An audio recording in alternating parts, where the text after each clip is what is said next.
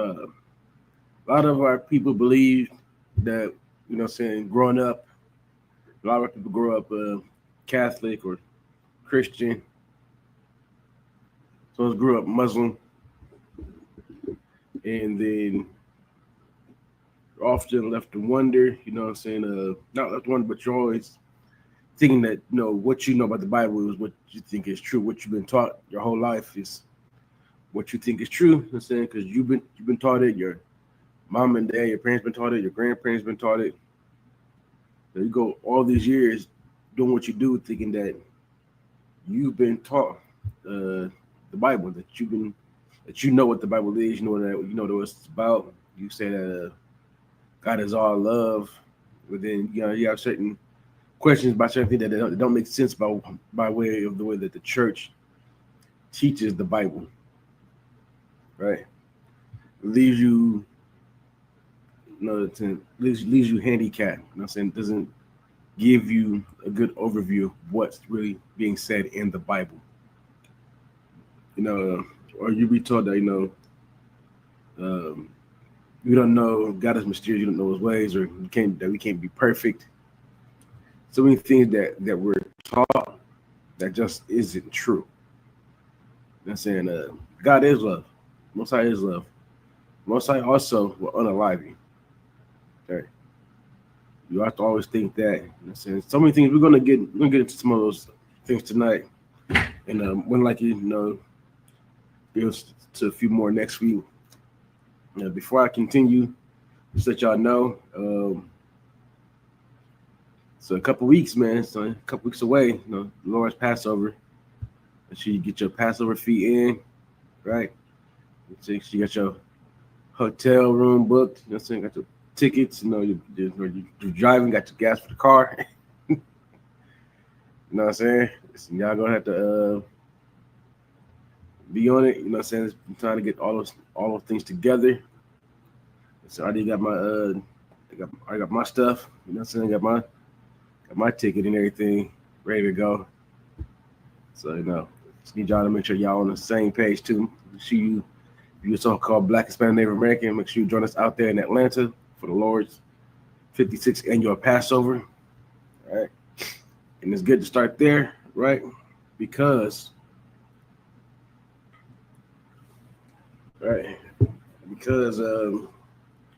we're often taught these holidays, right? We're given these holidays. It's good. Let's talk about the Passover. Because we're often given these holidays to celebrate by our oppressors, right?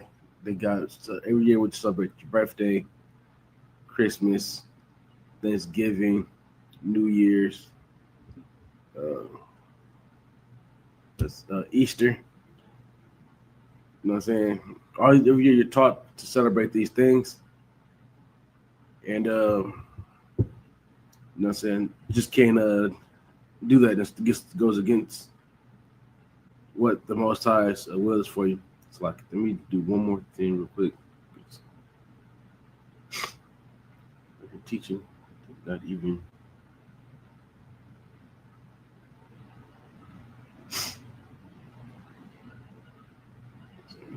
My part. Make sure you like and share when you come to the room.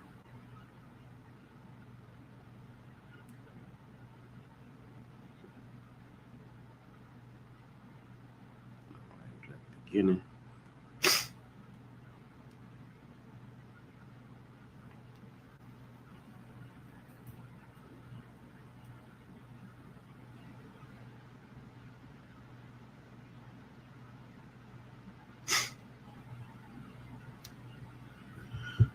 Right. So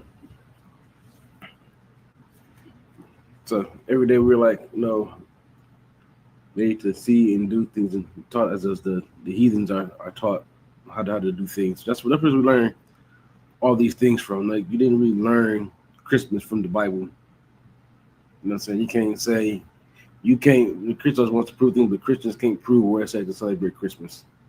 They can't prove where it says to celebrate birthdays. Right? They can't prove these things. A lot of your pastors know that you're not supposed to be celebrating Christmas. You're not supposed to be celebrating birthdays.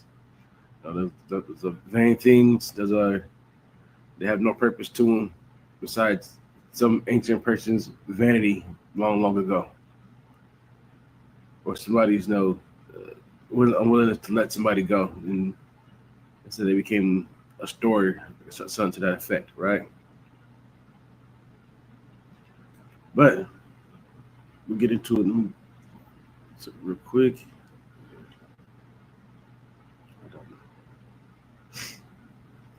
In fact, let's go to Amos real quick.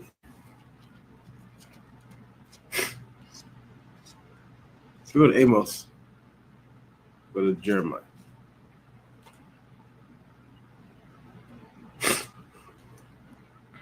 Okay, so this book of Jeremiah, chapter 10,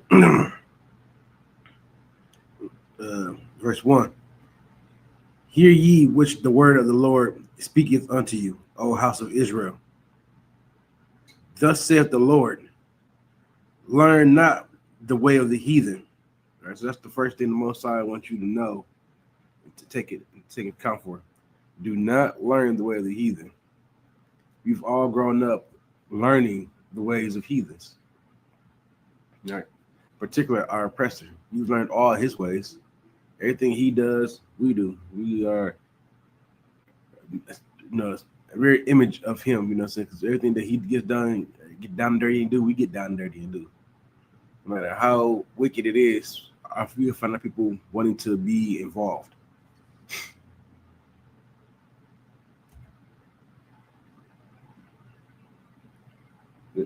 John says, so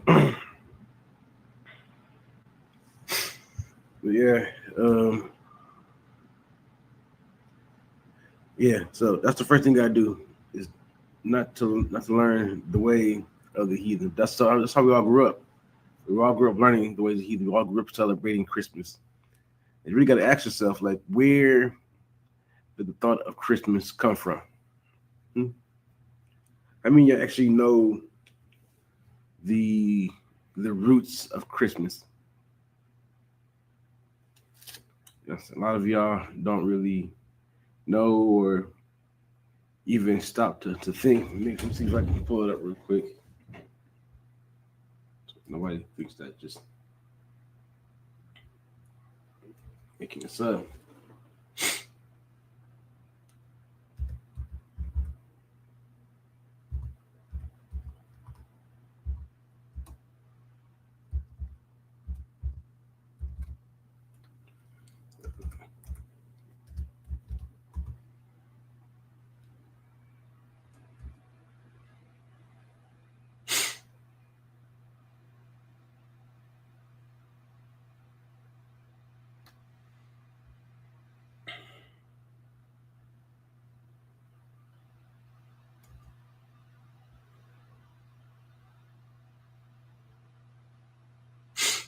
All right, let me share the screen real quickly.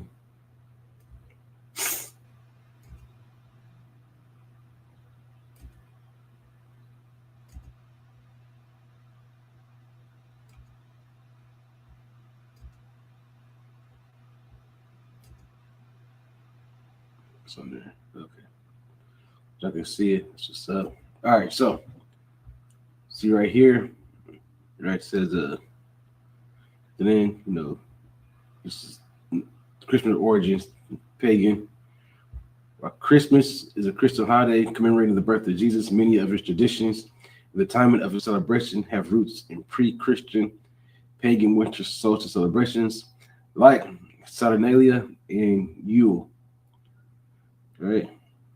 When the solstice marking the shortest day and the longest night of the year was a significant event for many ancient cultures, as it marked the turning point towards longer days and the return of light. Right, so Saturnalia, right? The Romans celebrated Saturnalia, a week-long festival honoring the god Saturn, which involved feasting, gift giving, revelry, all occurring around the winter solstice. That's where a lot of these things from the Romans.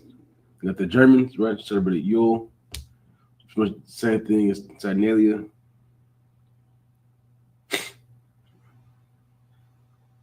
That's just where you get a lot of these things that you think is tied towards Christmas is not. This all comes from pagan pagan religions. All right, none of these things are of Christ. Right. Choosing December 25th, the Christian Church chose December 25th as the date for celebrating the birth of Christ, in part to coincide with the timing of the Roman Saturnalia and other pagan winter solstice celebrations, effectively co-opting these traditions. Right. So, all that to say what, in essence, right, is that what you've been taught about Christmas is a lie.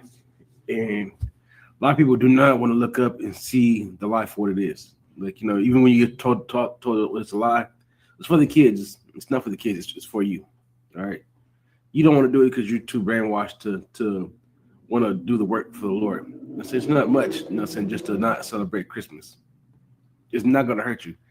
As a matter of fact, it might save you some dollars and some anguish every year for not having to buy Christmas presents. Let's continue on in Jeremiah 10:2. Thus saith the Lord, learn not the way of the heathen, and be not dismayed at the signs of heaven, for the heathen are dismayed at them. Right. So when you look up at the sky and you see the stars at night, don't, this is for those who are into the zodiac sign, right? What's your sign? What's your sign? You're dismayed at the heavens because the heathens are. That's where you get the zodiac signs from. It's not what our people did. Listen, the stars are important, right? They're there for a reason.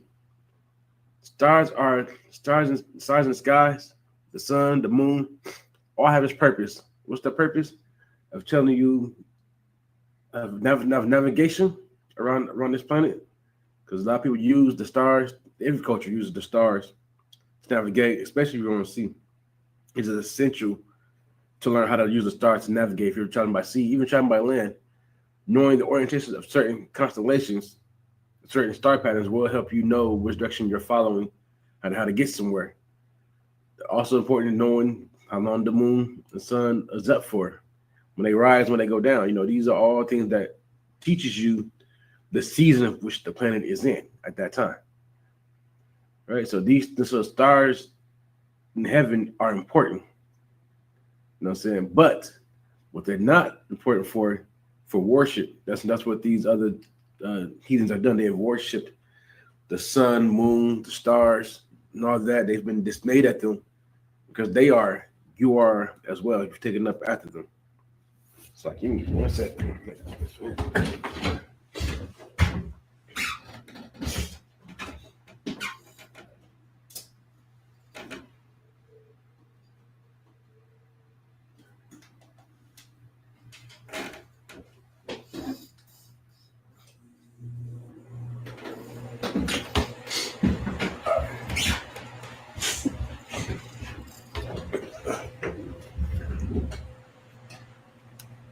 Right. So don't be dismayed at them because the heathens are. All right. You just do and pray and use the time that the Lord told you to use them for. All right. Verse 3. For the customs of the people are vain. For one cutteth a tree out of the forest, the work of the hands of the workmen with the axe. They deck it with silver and with gold. They fasten it with nails and with hammers that it move not. What does that sound like? That's something like that they do these days, right? That's Christmas. That's Christmas being described right there. The Lord's telling you not to do these things, not to celebrate that thing. Now ask yourself this, right? A lot of people gotta ask yourself this question. Do you love the Most High? Do you love God? Put to y'all, do you love God? A lot of you will probably sit out there and say, yes, I love God. But then if God says don't celebrate something or don't do something, and you decide to go against it, Do you truly love God? It's a question you got to ask yourself, because a lot of you don't really want to ask that question. You don't want to answer it because you know what the answer will be. And you'll say something like, "Oh, if the Lord knows my heart." Yeah, He knows that it is filthy. He knows that it is disgusting, that you have no love for Him in your heart, because you are selfish. You have no love for nobody outside yourself. The being that created you, you have no love for, because you can't give up Christmas. You can't give up birthdays. You can't give up, all these other things. You can't give it up. So how can you sit here and say that you have love for the Most High? I don't get it, and I don't understand it. Already, you don't have love for the Most High. All right. You see, that's just one of the other truths that we're taught, right? In fact, I'm going to get what I did one as well.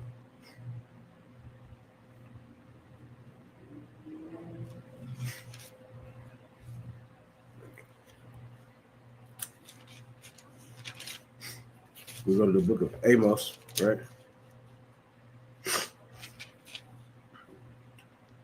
Book of Amos, chapter 5, verse 21. I despise your feast days.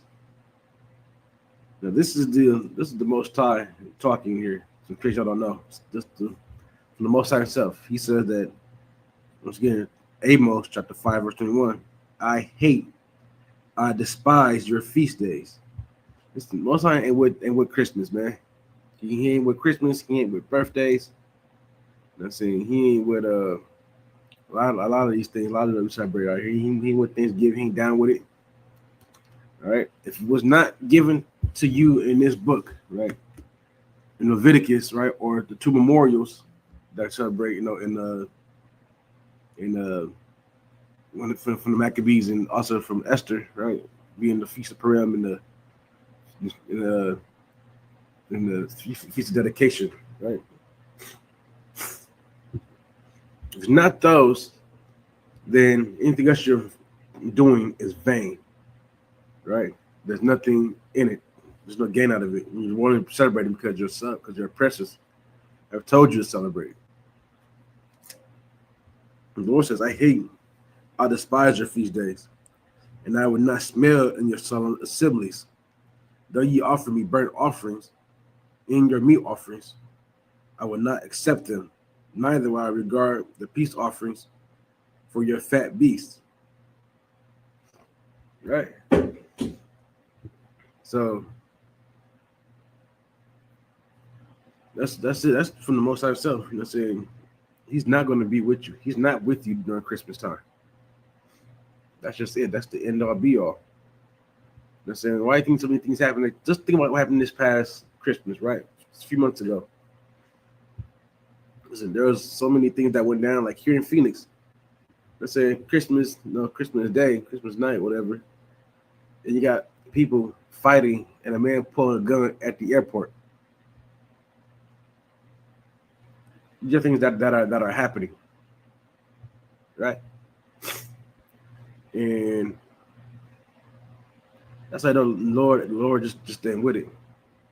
There's another thing where a woman had a Christmas party and she poisoned the cake and it killed, unalived her sisters and her niece and herself. No, she survived. But now her sisters and her niece have been unalived. This is supposed to be why you're supposed to be celebrating Christmas. You know what I'm saying? It's supposed to be the happiest time of the year. It's where, sometimes the crime rate goes up. People willing to steal, working overtime because you gotta get the present for these kids or for your spouse. You don't get it, for some reason, not celebrating Christmas and not buying them presents at this time of year means that you don't love them. But you love them. But you know how you show your kids and your spouse that you love them, more than yourself, is to give it up. Because the Lord says so. You have to love the Lord more than your spouse, more than your kids. And that's the way it's supposed to be. And so if you can't do that, then you're not worthy of Christ. You're not worthy of God. So the Most High has to come first. This truth has to come first. This truth should always be your first wife. This wife that goes before your other wives, right? That comes before your kids. Then they're doing this work of the Lord here. You know what the Lord says, so this always come first. Let's spell some other myths today, right? While we at it, right? Let's go to Genesis.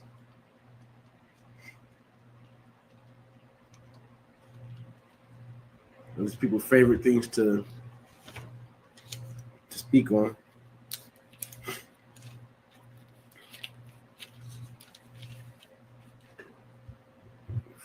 That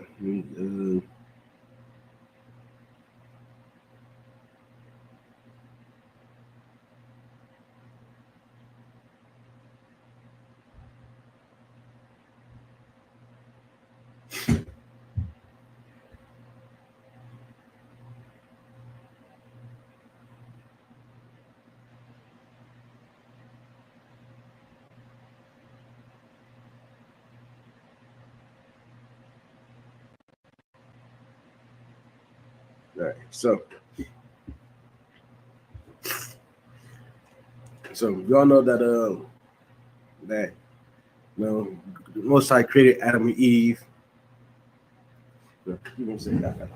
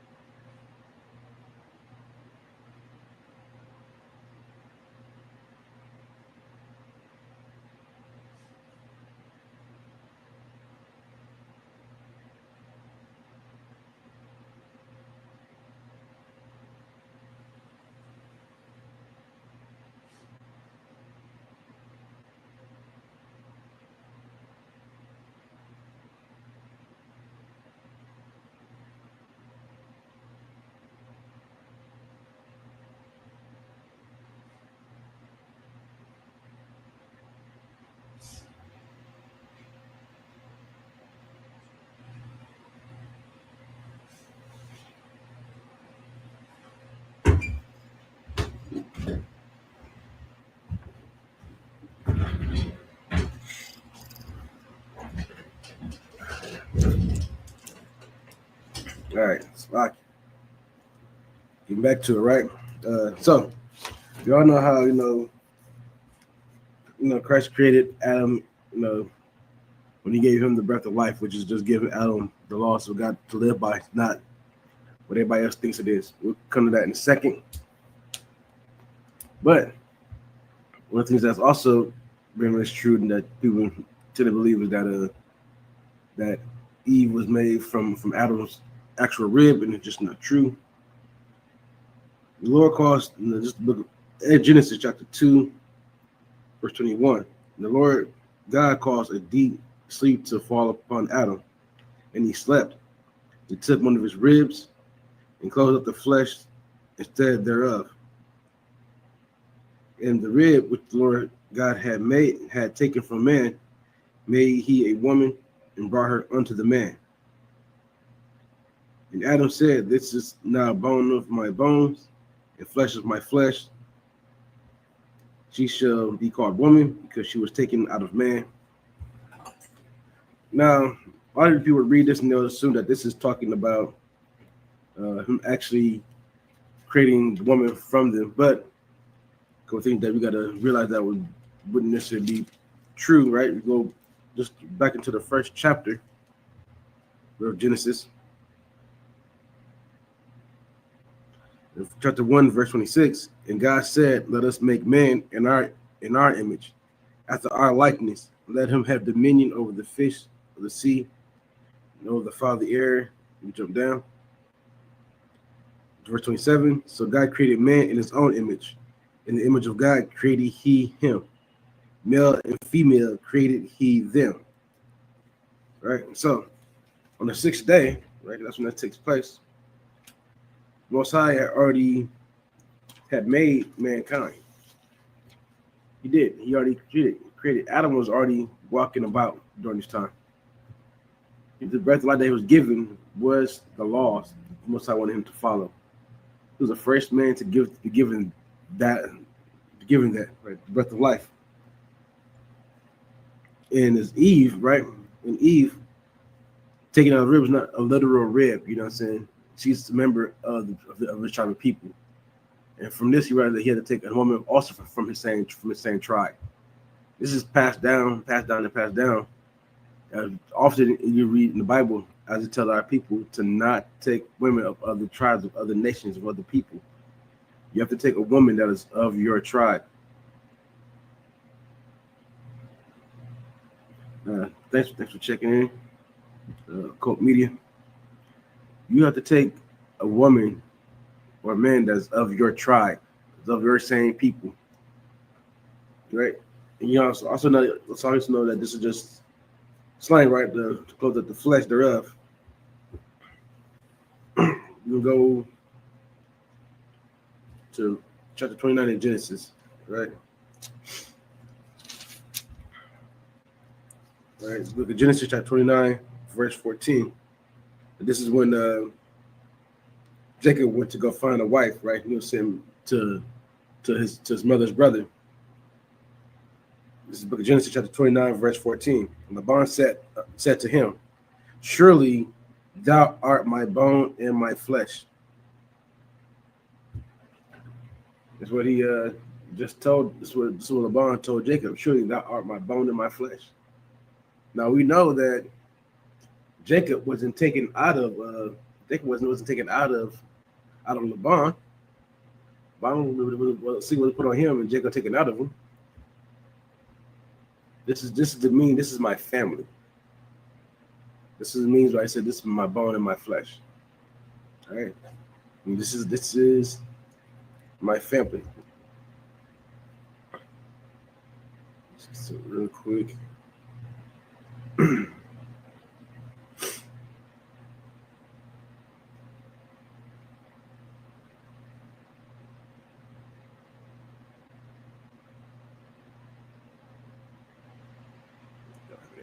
right. You need further proof of that, right? Let's go to 2 Samuel.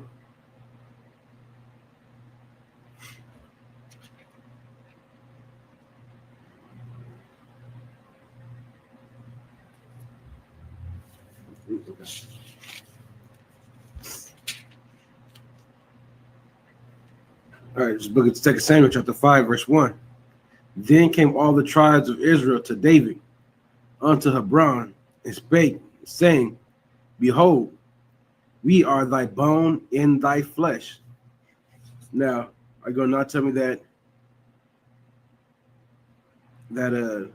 David came out of all these people? Remember, it says they came all the tribes of Israel. No, once again, saying that Jesus is a bone in his flesh was taken out of him. She was family. She was taken out of the same tribe that he was. The same good people that he was with, she was with. All right. That means that's another lie that we're often told, that Adam and Eve were the only people. He told male and female to go and subdue the earth. So we were made like at a boom. It's like all the other animals were made in a boom, but somehow we had to think that we're the one that's different from that. No, just like other animals were made in a boom and a giant creation, we were also made the same way in a giant creation. You know what I'm saying? So by the time Adam comes on the scene, you know what I'm saying, you hear about Adam. Adam's already been alive and moving about. Right? That's just my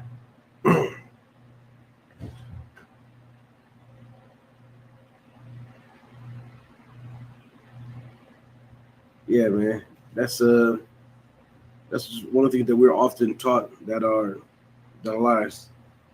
The other thing we're taught too is that who the Israelites are. Remember, this is called where you taught the truth of the Bible. The truth of the matter is, a lot of us aren't taught the truth of the Bible.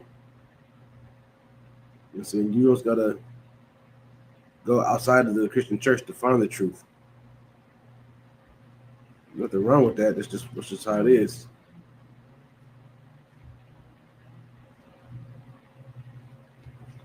In fact, let me go to Solomon real quick.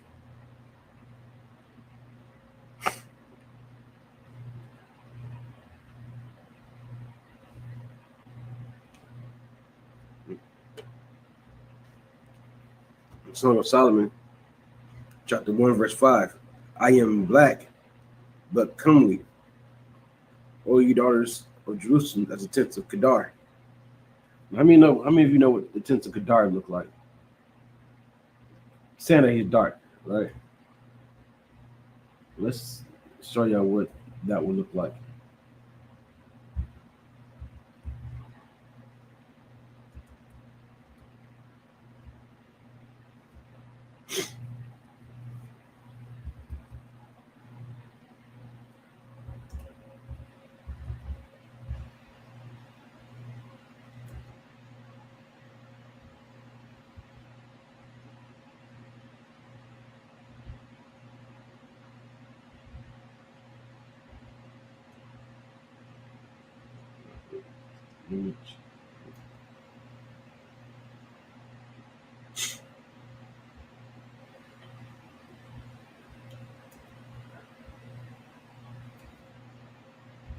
All right, so see these right here? Right. These are Kedar tents, right? We all have them coming. They're dark, like as hell. All right.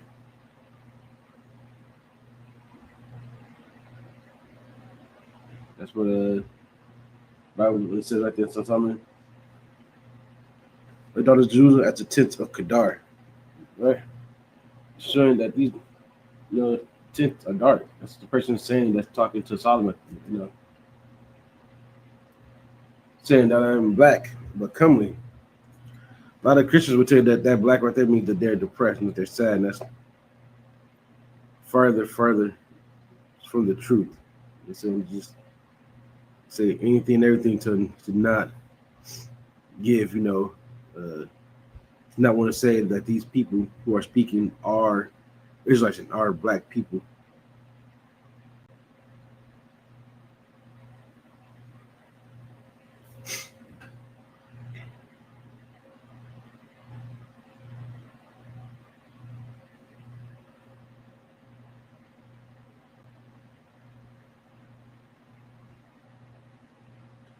Right, so you go to the etymology, right, of this word, right? It says, "I am black." That's the Hebrew word shakar, right? Or sahor, if you tell it in the like the modern Hebrew, but in ancient it would be pronounced shakar, right? And Zeus is black, so he's saying, "I am black." Because ain't nothing to do with depression, nothing, just black.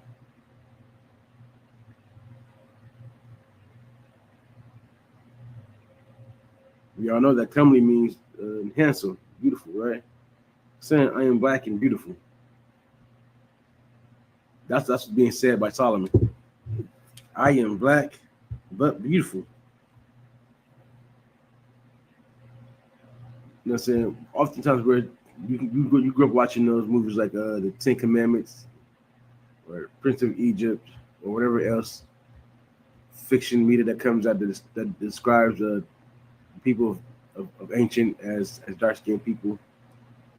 You know what I'm saying? And that's just what we're shown these days just not true.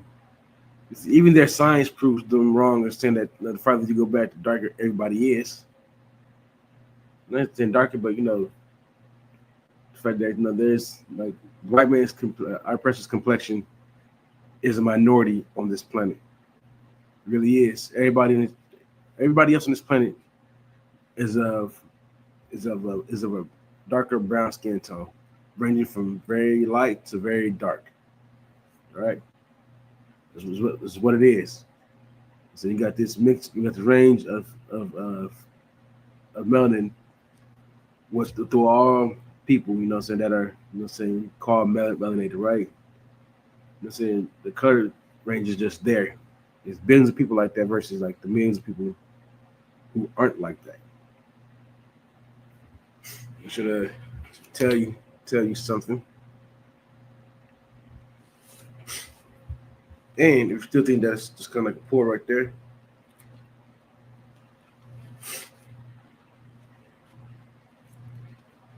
that's not enough for you, that's fine. All right, the book of Jeremiah, chapter 14, verse 2. Judah mourneth in the gates thereof language. They are black unto the ground.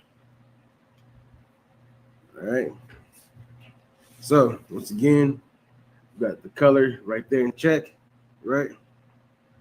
Saying that that black but comely, saying they're black onto the ground. Other things you can just look up. If you got the Blue Letter Bible, you go to the interlinear. Saying all these things are there for you to find out and look up. Better to always get to know what the people said versus what your pastor always teaches you. Your pastor don't always teach you anything. You got to know these people.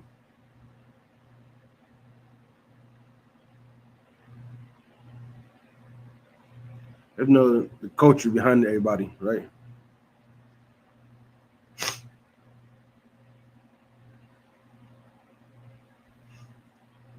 If you don't know the culture of the people that you're reading about or what they did, then the Christian church would definitely tell you would always be wrong. Yeah, like I said, they are black into the ground. You all know that the dirt, right? It's just different shades of brown. As you dig deep, you get darker shades of dirt. You know what I'm saying? That's just how that goes.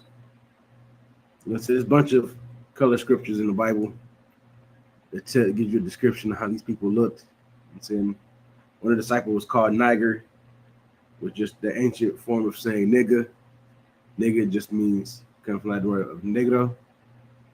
That's like the Spanish word. The Spanish word negro comes from Latin word niger, which just means black. That's it. That's all it means. That's not what we're taught though. It's lucky, I'm just a rough one on today.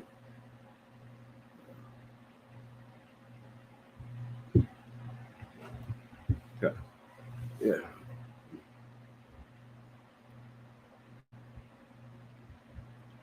Right on that one. Yeah, man, like what I'm saying, it's time to it's time to grow up. Not time to grow up, what I'm saying? It's time to finally get into the Bible, man. Finally start to learn what is truth in it, what is false in it. It's time to really dig deep into the Bible. So you have to get the thought of Christianity out of your mind when you read this Bible. You got to get it out, because as long as you think with that mindset, you'll never understand this Bible. You know what I'm saying? Most I would never, I don't say never, most I can do anything he wants. But a lot of times, most I trying to tell you the truth of the Bible through his priest. And a lot of times it ain't through the priest, so it could be some random person who might just have the knowledge. Most I trying to wake you up to the truth of this, and you refuse to hear him. You reject the Most High. You reject Christ. You know what I'm saying? The Christians talk about like Christ knocking at the door, right? That's what they actually pulled. Listen, if you're hearing this class today, that is the Most High. So he came to the truth. That's the Most High knocking on the door. It's Christ knocking on the door. Most High says his sheep hear his voice. You listen to this, you're hearing. He's calling you. He is calling. You know what I'm saying? You don't need nothing more grand or extra than this. Just being told the truth of what this Bible is, how God is. So many truths in the Bible that's yet to be understood by our people. Some people's reliance upon our oppressors for knowledge. You can't look to our oppressors for knowledge. You can't seek answers, straight answers from the people that's enslaved you, that's beating your identity out of you. Listen, black folks can't try to go back 7 generations, right? 6-7 generations. It's hard for us to go back that far. It's hard for us to know who we were before slavery. Because when you're in school, that's all you're taught.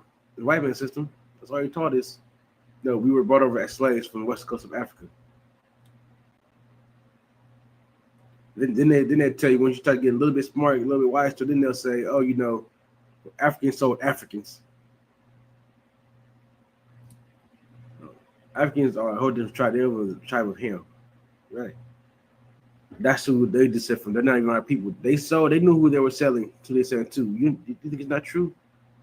Watch The Woman King.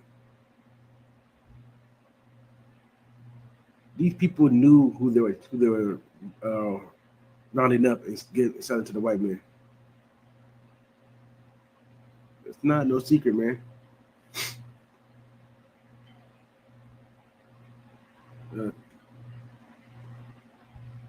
Con, you could ask a question. Type in your question.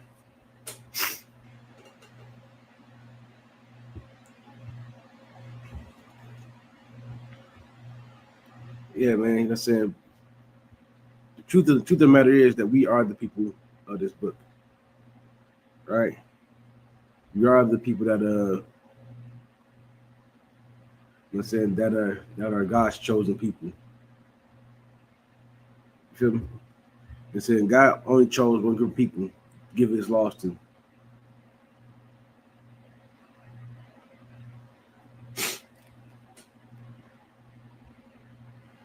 If slavery makes requires us to.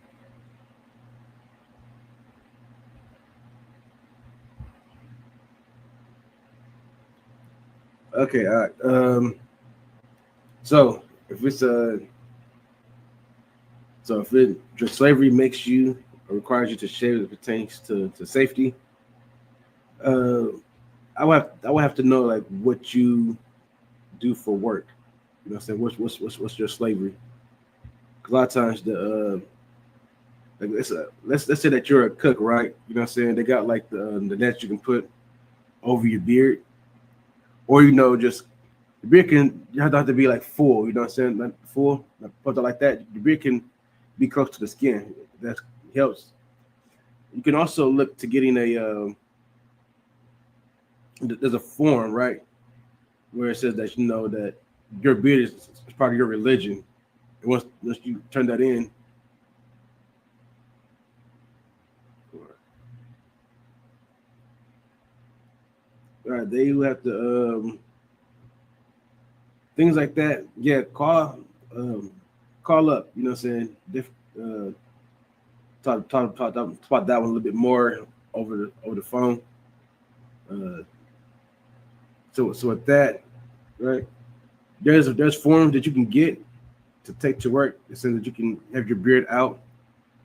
That you can grow your beard because it's a religious thing, and they can't like go against your religious beliefs. They do have workarounds at many jobs for things such as that. They're working around you getting like lead or zinc or chloride that might drip into your beard. There are things that you can get to cover your beard, that covers your whole face. So you don't have to worry about that. It's also like I said, say you choose to kind of to shave it down, you don't got to shave your whole beard off. You ain't got to be smooth. You know what I'm saying? I don't know if you ever see many brothers who don't got like their beard,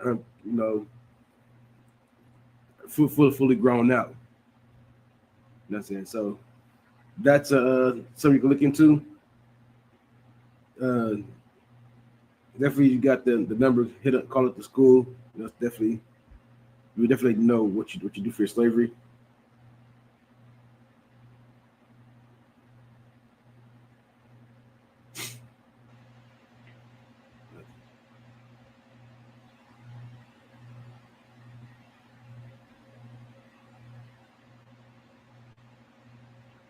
Okay, that's for a respirator because it won't seal. Okay, I'm not too familiar on respirators. I remember I wore one when I was during my time in the Navy for certain jobs. I wore a respirator. Yeah, for that one, yeah, definitely need to call up for more counsel on that one. That'd be my answer right there. Except if it's for a respirator, I'm not sure how to go about that one. You call up the school for more counseling, right? On that one itself. Yeah, I'm pretty sure there's other brothers that work that job. They have to wear respirators too. So we can they'll get you right on that. I know there's workarounds for all of it. There always is, even with having a respirator. You know what I mean? But yeah, no. If that's like you said, if you're going like a full out beard, like come out to like here, then yeah, that respirator won't seal because too much hair pushing back the thing, or just wear that respirator tight as hell. But yeah, definitely call up to school to get more counseling on that one. There's a brother that worked that kind of job that can give you better advice on that one.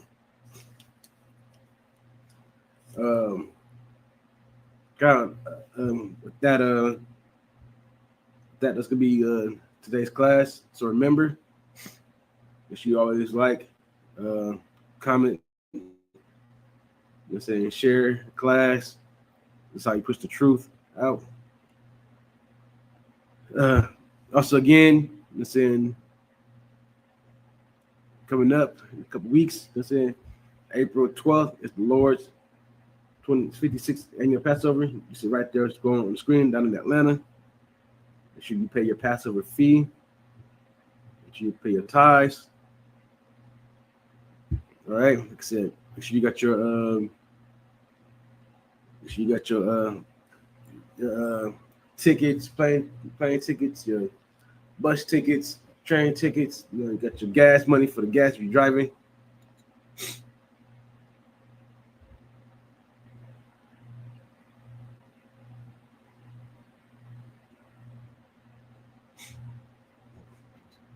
Okay, so all the itinerary you find on any of our accounts on Facebook.